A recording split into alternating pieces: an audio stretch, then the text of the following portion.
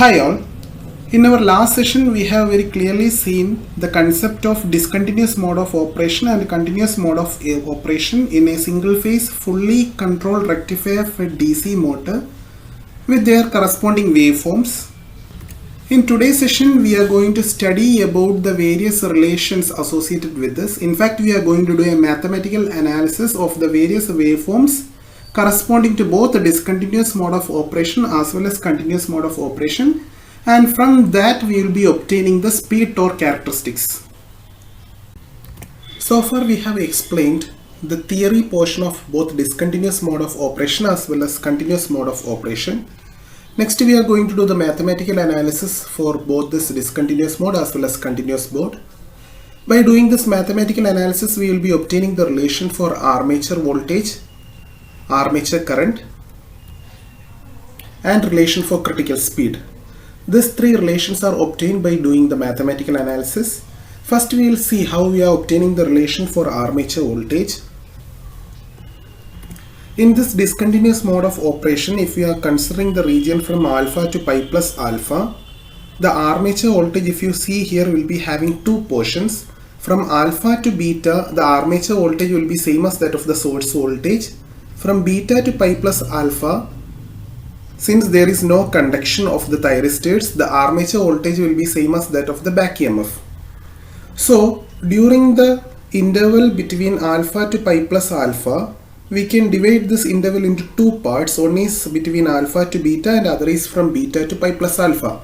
The interval from alpha to beta is said to be duty interval, and the other interval between beta and pi plus alpha is said to be the zero current interval.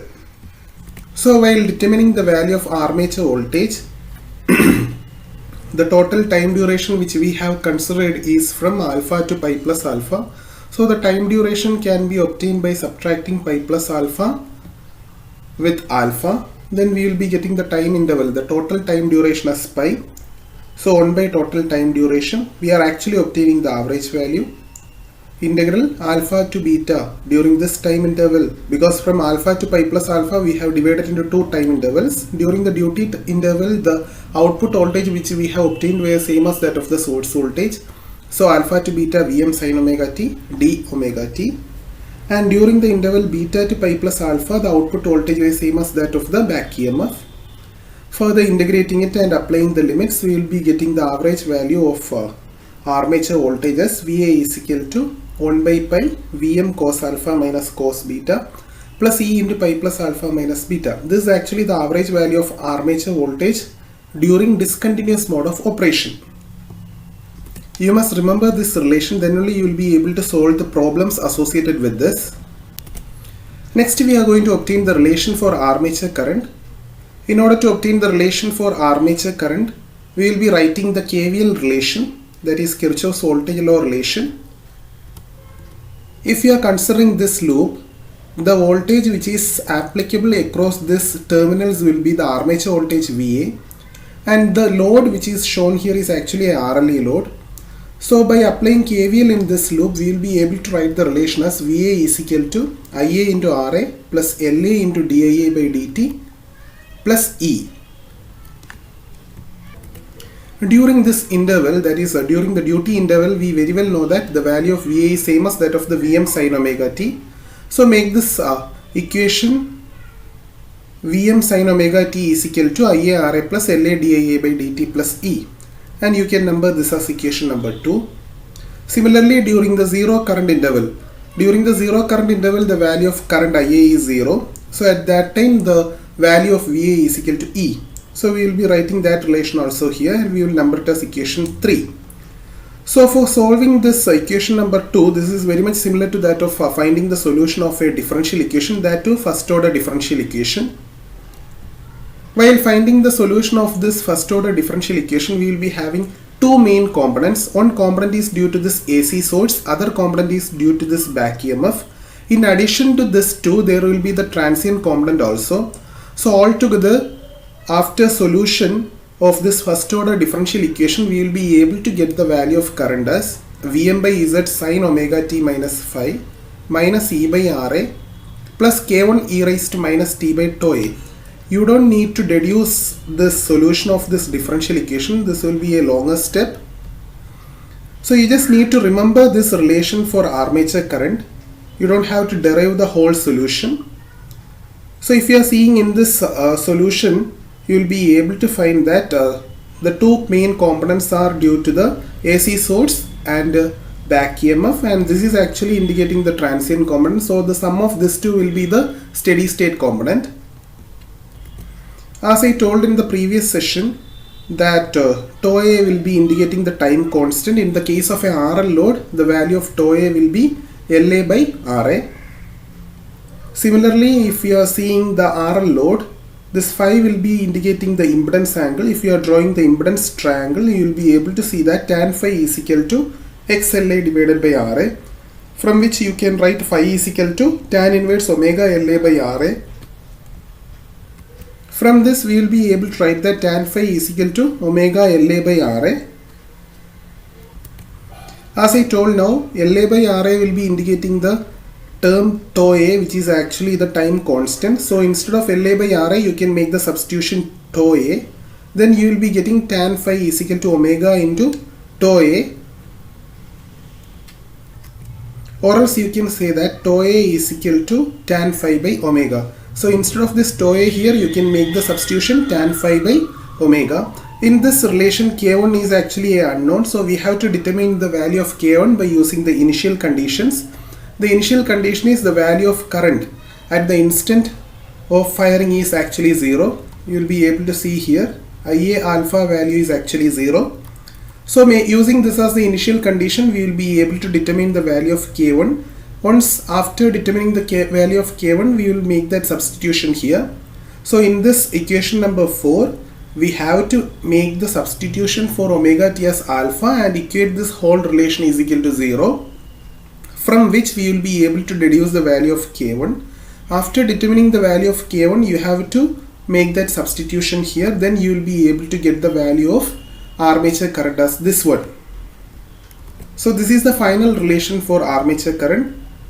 Just like as I mentioned before, instead of tau A, we have done the substitution as tan phi by omega. That you will be able to see very clearly here. Then only you will be getting the relation as cot phi, and omega t will be coming here. Okay, this solution from equation number 4 to 5 must be done by you.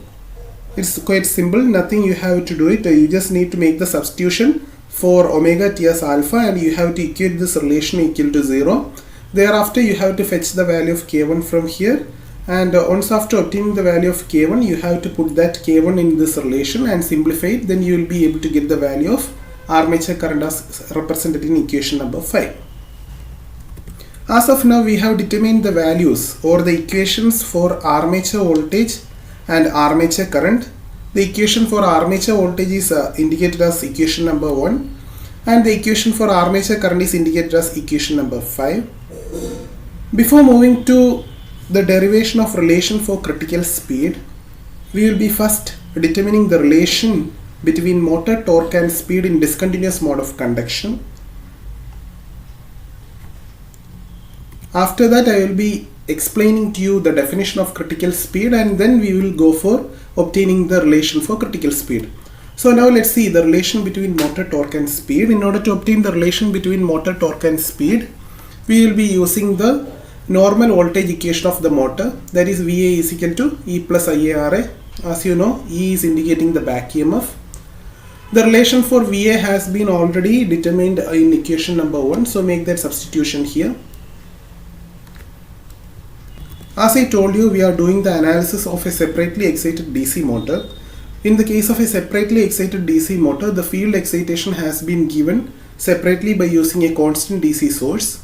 Therefore, the value of phi is said to be a constant 1.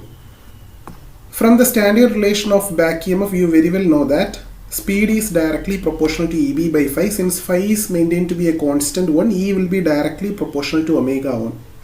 Similarly, from the standard relation of torque, you very well know that torque is directly proportional to phi Ia. But phi is said to be a constant 1 in the case of the separately excited DC motor. Therefore, we can easily write that Tm is directly proportional to Ia. From these two relations we can say that E is equal to K omega m and Tm is equal to K Ia. If you are seeing the standard relation of back EMF as well as generated torque, the standard relation of back EMF is actually 5 PNZ by 60A, and the standard relation of motor torque is 0.159 5Z Ia into P by A. This 0.159 is actually 1 by 2 pi. So if you are seeing both this relation, the constant part will be same. That's why we are using the same constant in order to remove this proportionality here. Hope it's clear for you. You can check the standard relations in BL Thereja textbook. The same relations which I have just mentioned now. Okay. So for simplifying this relation, we will be taking this term which is having the back EMF portion also towards the left side, and this IARI term will be taken towards the right side. After that, we will be making the substitution for E as K omega m and Tm as K Ia. Then we will be getting the relation in a simplified form like this. See, the left term is composed of only back EMF components E and minus of E into pi plus alpha minus beta. Thereafter, I have done the substitution E is equal to K omega m and have taken this K omega m common, and we will be getting the relation like this. Similarly, in the right half side also, instead of Ia, we will be making the substitution. That is, this IARI has been taken to the right side, and instead of this Ia, we will be making the substitution as Tm by K. Thereafter, we will be multiplying this whole relation by pi in order to remove this pi, and we will be getting the standard relation in this form, from which we can write the relation for omega m by dividing this whole relation by K into beta minus alpha. So this is indicated as equation number 13. In this relation, you will be able to see how the speed is related with motor torque. So this is our aim. We are actually finding the relation between motor torque and speed in the discontinuous mode of operation. So from this relation, we will be able to see how this in this motor during discontinuous mode of operation, how this speed is related with the motor developed torque. From this relation, it's very clear that when we are trying to increase the value of motor torque, definitely the value of speed goes on decreasing. This is not only just because of while increasing the value of torque from this relation, due to the second term the value of speed is decreasing. Whenever you are trying to increase the value of torque in the motor, that is developed torque in the motor, definitely from this relation you know that Tm is directly proportional to Ia. So the value of Ia will be large, and hence during discontinuous mode of operation the value of beta also will be large. That I have very clearly explained how this Ia is related with beta. I have very clearly explained in the previous session, you may refer there. So whenever you are trying to increase the value of Tm, this is not the influencer which is affecting the value of speed. Due to the increase in Tm, definitely the value of beta also will increase. So not only this particular term is increasing, this term in the denominator also will increase. So due to this net effect, the speed keeps on decreasing during discontinuous mode of operation when you are trying to increase the value of motor developed torque. You will be able to see that very clearly here for a particular firing angle. Let's say if you are considering the firing angle as 60 degrees, that is for a particular value of alpha. During the discontinuous, this portion that is which is coming in the left side of this boundary is indicating the discontinuous mode of operation. If you are seeing in this region, when you are trying to increase, because the torque is plotted along the x-axis and speed is plotted along the y-axis, if you are trying to increase the value of torque, definitely the value of speed keeps on decreasing. This is due to the relation. It's very clear that when you are trying to increase the value of torque, not only this torque is increasing, the value of beta also will get increased. So the net effect will cause the omega m value to reduce. So that is very clearly shown in this graph. From this relation, it's very clear that whenever we are trying to increase the value of motor load torque, definitely the value of speed goes on decreasing. This is not only because of the increase in the second term, but also due to the increase in the value of beta. Whenever we are trying to increase the value of the load torque, the value of beta also goes on increasing. So when the value of beta increases, definitely the term in the denominator increases, and when the value of torque is increasing, definitely the second term as a whole will get increased. The net effect will be, there will be a drastic reduction in the speed when we are trying to increase the value of motor load torque. This is very clearly visible for different firing angles. When the firing angle is 0, the speed torque characteristics is like this. See, whenever we are trying to increase the value of torque, the value of speed is drastically reducing. You will be able to see that very clearly here. But if you see in the speed torque characteristics, after a particular increase in the value of torque, you will be able to see that further if you are increasing the torque, the speed almost set to be, or the speed almost remains to be a constant one. There is a boundary also which is separating this constant speed region and decreasing speed region with respect to the increase in torque. To understand this, we must be able to obtain the relation between speed and torque characteristics in continuous mode of operation also. The relation we have obtained here is actually the relation between speed and torque in discontinuous mode of operation. As we explained before, the continuous mode of operation is achieved when the motor load torque is large.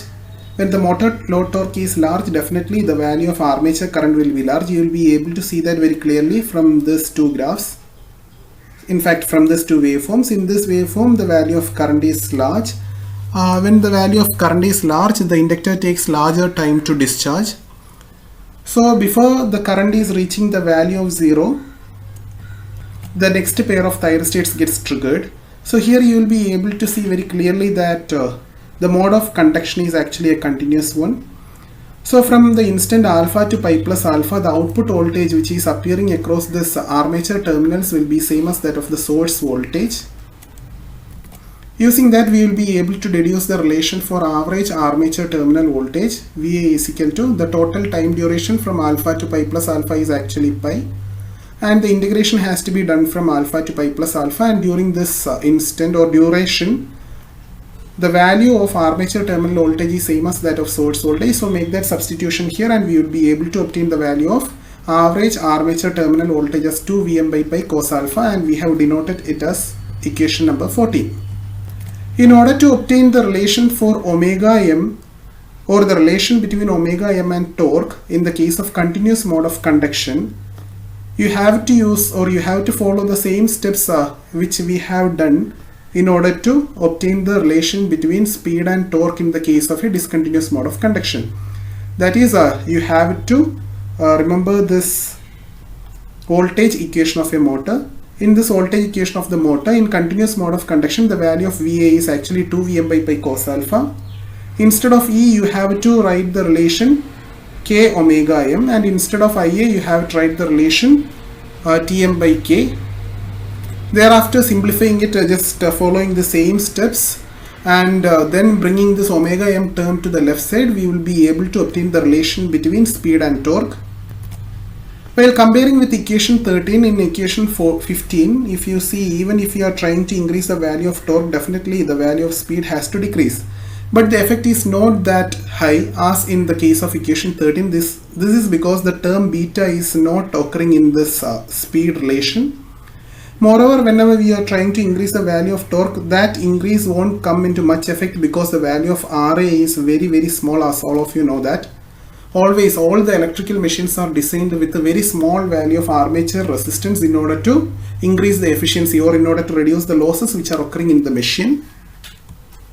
From these two waveforms, it's very clearly understood that the continuous mode of operation comes into picture only when the load torque is very large. The same concept is very clearly visible in this torque speed characteristics also. If you are considering a firing angle of 60 degree, and while you are keeping on increasing the value of motor load torque, after a particular point of load torque, you will be able to see that there won't be much change in the speed. Till that particular value, the speed will be drastically reducing, and after that there won't be much change in the speed. The speed always maintains to be a constant one. This is because once after this particular value of load torque is reached, or once after crossing this particular value of load torque, the value of load current also will be very large. Therefore, even if you are using a single phase fully controlled rectifier to feed the DC motor, the operation will be a continuous mode, or the operation will be in continuous mode. So when the operation is in continuous mode, the relation which is applicable between speed and torque is that of equation 15. So according to this relation, when you are further increasing the value of torque, there won't be much change in the value of the speed.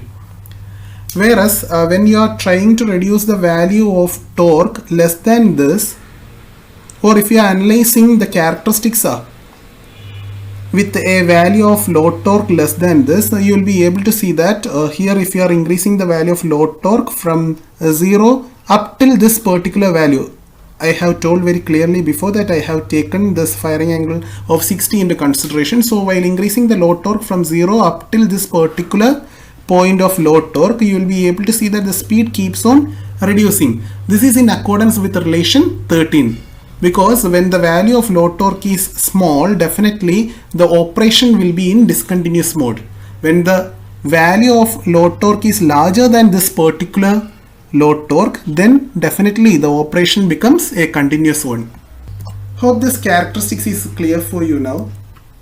Similarly, this can be explained for different firing angles. Here you will be able to see a boundary. This boundary is actually indicating the separation between discontinuous mode of operation and a continuous mode of operation.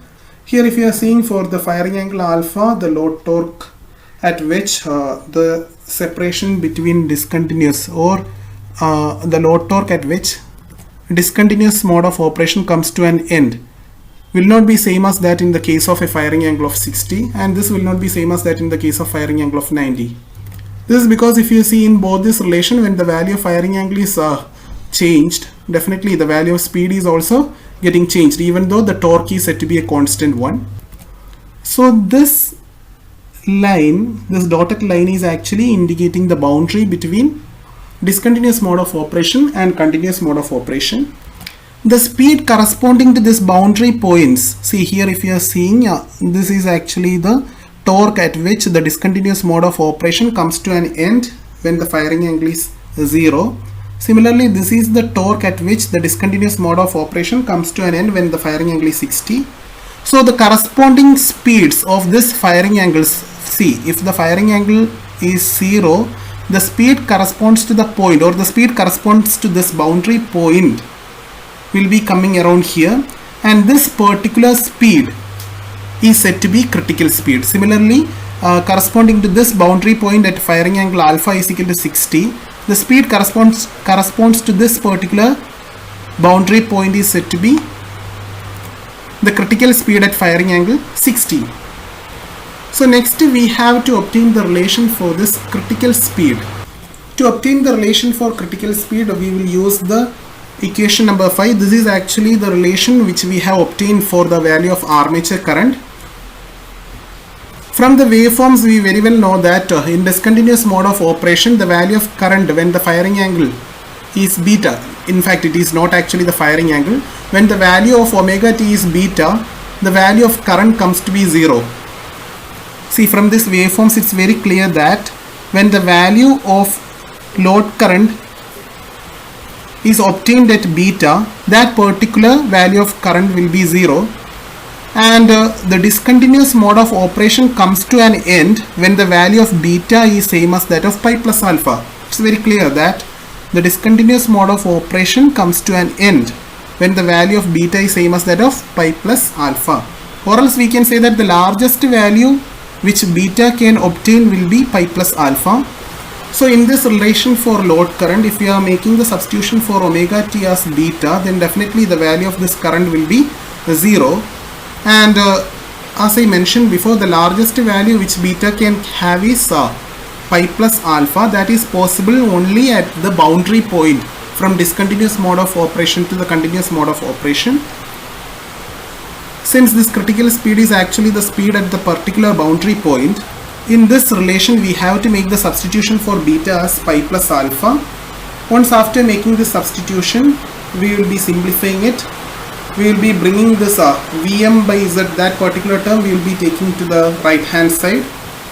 And as we know that the back EMF is directly proportional to speed, but in this particular instant the speed is actually the critical speed, hence we can say that back EMF is directly proportional to the critical speed.